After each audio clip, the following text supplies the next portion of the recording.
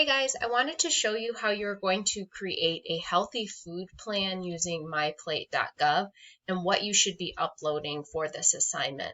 So the first thing you're going to do is to create your food plan. You're going to go to the website here, choosemyplate.gov.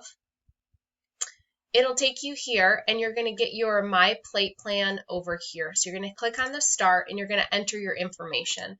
So let's say I am 31, I'm a female, I am not pregnant or breastfeeding, my weight is 120, I'm 5'2", and I get more than 60 minutes of moderate activity. Obviously, you're going to put this in for yourself based on your information. I just kind of put some random information in here. And then you're going to click Calculate My Food Plan.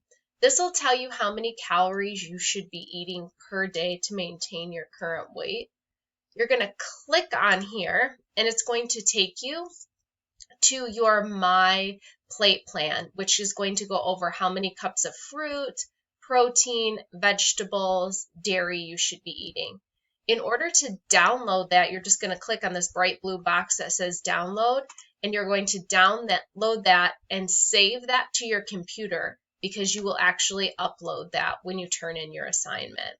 Okay, so for this assignment, after you do that, you have your downloaded copy. You're going to enter your information into the food plan like we did, and I'm going to go through all of that. So those are just those directions there.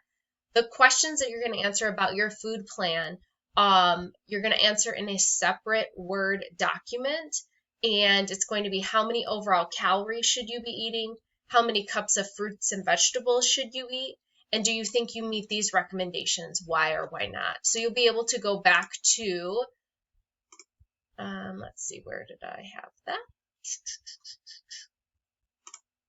You'll be able to go back to your downloaded plan here and answer those questions. So please make sure you're submitting not only this plan, but also a Word document with those questions answered.